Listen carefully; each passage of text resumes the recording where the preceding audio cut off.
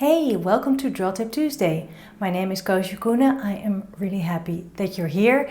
If you're new, I am someone who loves drawing just like you, and here on this channel I share the things that I learn. I get a lot of questions about the tools that I use when I draw. The thing about tools is whatever you draw with and whatever feels right for you, that is your tool. So I am always a little bit hesitant to advise people on what tools to use and such, but I am a big fan of using tools that are a little bit bolder than your finest fine liner, for example, because it will create more expression in your drawings and it will also allow you to draw a little bit bigger. You can't fiddle too much with them because you have a thicker line, and that is why I really love the parallel pen. This is the Pilot parallel pen. They come in many different nib sizes, and today I want to talk a little bit about these because I get questions about them. For example, about refilling them and how to get like a fluent line with it. And the things that I'm about to share are not anything that I discovered. I just found all of the information online and through people I know or people I follow online. So, okay, let's dive in, and it will be a little bit technical, but don't we just love talking about art supplies? In case you don't know the parallel pen, it is from the brand Pilot. It comes in different nib sizes, and the nib size is written on the lid. The nib is flat. It consists of two very thin blades that are pushed together, and that way you can really use like the side, the top, but also the side like that, and even the corners, and it'll give you a wonderful flow of line. Sometimes it can be scritchy and scratchy a little bit.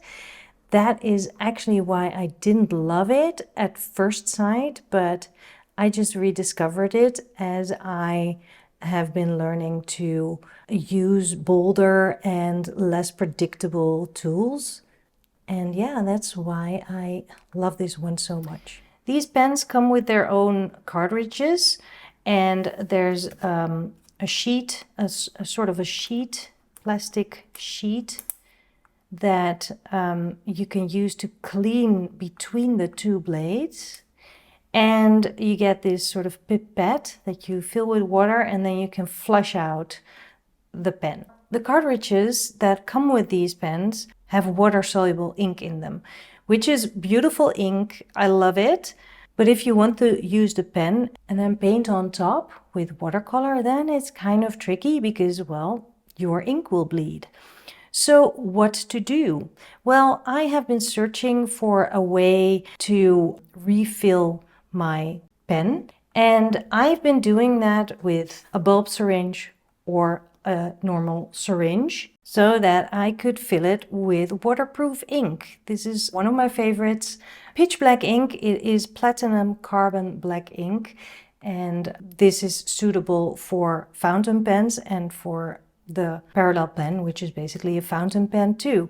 The cartridges, they come like this, and what I do is, this is what the cartridge looks like. It has a little ball to divide the ink, and then it also has this little divider which sort of closes and opens a little bit.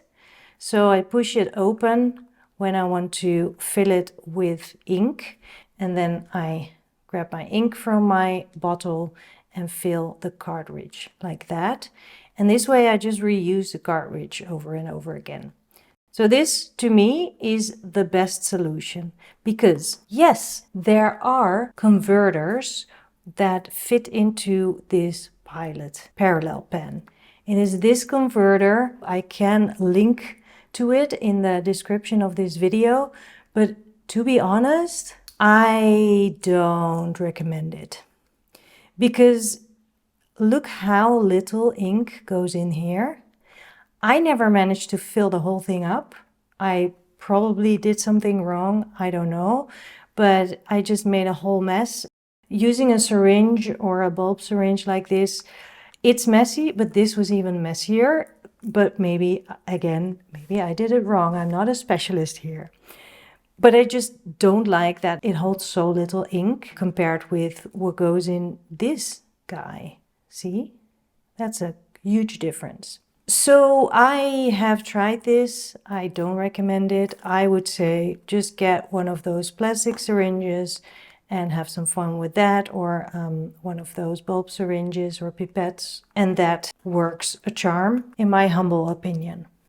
But the thing is, and that's the issue about how little ink this takes, because the nib is so wide, I mean, look at the wide line here, and even the bigger ones have a wider line, you use a lot of ink when you draw with these pens. So you need to refill and refill and refill. So I have been searching for a way to do it better instead of after every drawing having to refill my cartridge. And what I found was the Opus 88. And again, I am not recommending this, although this for me is the perfect solution. But it is a very expensive solution. So the Opus 88 is a pen that is actually an eyedropper pen. You open this up and then you fill this whole compartment with ink. It means that you have lots and lots of ink to draw with. It comes with a nib of its own, and it also comes with this eyedropper, which you can dip in your ink and then fill your whole barrel of the pen with. I think this is truly a fantastic solution, especially when you are using a nib that is even wider. I will link to a few videos on how to use the Opus, and I will also show you how I replaced the nib that came with this Opus 55. There's just one model that works with the Pilot Parallel pen, and I will link to that model as well. But I'll show you here how I replaced it. It was a little bit scary to do because I was afraid that I would break part of it. But this is how I did that.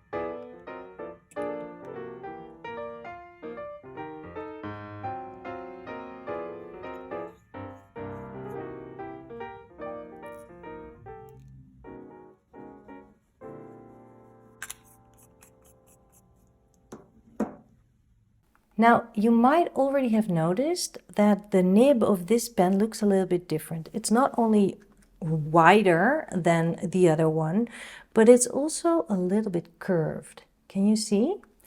And that is because I modified the pen. And I modified it with a little bit of light sandpaper. I rounded one of the corners. So I still have my sharp corner on this side. I still have the top on that side, but I also have a fantastic variety on this side, which makes the pen less scratchy, more fluent, and still I can use all of its benefits. And now it's just really especially made for me and the way I like to draw. So I can use this very thick side as well as the top, as well as the sharp tip. I absolutely love this hack and I didn't come up with it. I learned it through a friend who told me about it, who learned it from Eleanor Doughty, and she learned it from her friend Erin. And I'm not going to show you how I did this because, well, obviously I already did so, but basically what you do is use a light sandpaper just to round that corner and don't go past the dot that you see on the other side. I did go past a little bit around that dot, but I think I managed to round it well without breaking the whole thing. That is basically the idea, but if you want a better tutorial for this, you can get that from Eleanor Doughty. It's a downloadable tutorial, and I will put the link down below in the description of this video. Well, I have to say it's kind of technical, maybe a little bit boring. I'm sorry about that, but I've been getting so many questions about this pen, and I was answering the questions on all different platforms, and I knew that I just needed to address it so that other people who aren't asking the question but who are very curious about it can actually watch it. So there you go. Just know that this was not a sponsored post. I'm not recommending any of these. I'm just telling you how I use these pens. And I will put any links down below in the comment section of this video so you can find all the resources where I got all the information. And if you need an assignment for this week, I'd say find a pen in your art supplies that is broad or bold or has a certain kind of boldness that you rarely use. It could also be a bamboo dip pen. I think working with that is quite comparable, only you have to dip it all the time. Or even just a twig. That can be so much fun. So have some fun with your ink lines this week. And of course, don't forget to subscribe to this channel. And if you want more information, more talk about art supplies, more tips, tricks, tools, and other inspiration, then come and join me on Patreon. I'll put all the links down below the comment box. And I'll see you next week. Bye.